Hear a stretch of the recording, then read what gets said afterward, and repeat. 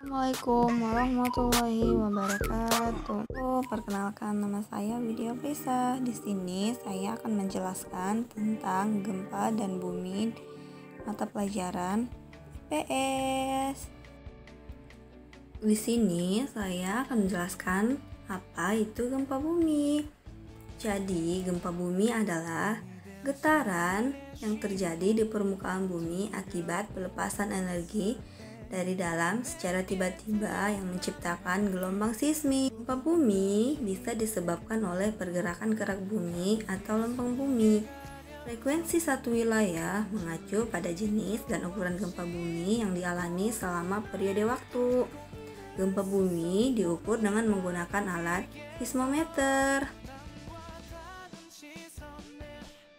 Jenis gempa bumi dapat dibedakan berdasarkan penyebabnya. Yang pertama, gempa bumi tektonik. Bumi ini disebabkan oleh adanya aktivitas tektonik, yaitu pergeseran lempeng-lempeng tektonik secara mendadak yang membuat kekuatan dari yang sangat kecil hingga yang sangat besar. Bumi tektonik disebabkan oleh pelepasan tenaga yang terjadi karena pergeseran lempengan plat tektonik seperti layaknya gelang karet ditarik dan dilepaskan dengan tiba-tiba. Kedua, gempa bumi tumpukan. Gempa bumi ini diakibatkan oleh tumpukan meteor atau asteroid yang jatuh ke bumi. Jenis gempa bumi ini jarang sekali terjadi. Gempa bumi runtuhan. Gempa bumi ini biasanya terjadi pada daerah kapur ataupun pada daerah pertambangan. Gempa bumi ini jarang terjadi dan bersifat lokal. Dan yang keempat adalah gempa bumi buatan. Gempa bumi buatan adalah gempa bumi yang disebabkan oleh aktivitas dari manusia seperti peledakan dinamik, nuklir, atau palu yang dipukulkan ke permukaan bumi. 3. Berdasarkan gelombang atau getaran gempa. Contohnya adalah 1. Gelombang primer adalah gelombang atau getaran yang merambat di tubuh bumi dengan kecepatan antara 7-14 km per detik. Getaran ini berasal dari hiposentrum. Dan yang kedua adalah gelombang sekunder. Adalah gelombang atau getaran yang merambat seperti gelombang primer dengan kecepatan yang sudah berkurang, yakni 4-7 km per detik. Jenis gempa bumi yang keempat yaitu berdasarkan kedalaman. Yang pertama, gempa bumi dalam adalah gempa bumi yang hiposentrumnya berada lebih jauh 300 km di bawah permukaan bumi atau di dalam kerak bumi. Gempa bumi dalam pada umumnya tidak terlalu berbahaya. Yang kedua adalah gempa bumi menengah.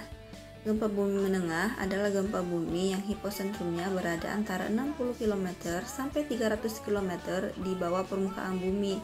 Gempa bumi menengah pada umumnya menimbulkan kerusakan ringan. Yang ketiga adalah gempa bumi yang dangkal. Adalah gempa bumi yang hiposentrumnya berada kurang dari 60 km dari permukaan bumi. Dan gempa bumi yang kelima yaitu adalah gunung api ataupun gempa bumi vulkanik. Gempa bumi ini terjadi akibat adanya aktivitas magma yang biasa terjadi sebelum gunung api meletus. Akibat keaktifannya semakin tinggi, maka akan menyebabkan timbulnya ledakan yang akan menimbulkan terjadinya gempa bumi. Gempa bumi tersebut hanya terasa di sekitar gunung api tersebut. Dan penyebab terjadinya gempa bumi yaitu kebanyakan gempa bumi disebabkan oleh pelepasan energi yang dihasilkan oleh tekanan yang disebabkan oleh lempengan yang bergerak. Semakin lama tekanan itu kian membesar dan akhirnya mencapai pada keadaan di mana tekanan tersebut tidak dapat ditahan lagi oleh pinggiran lempengan.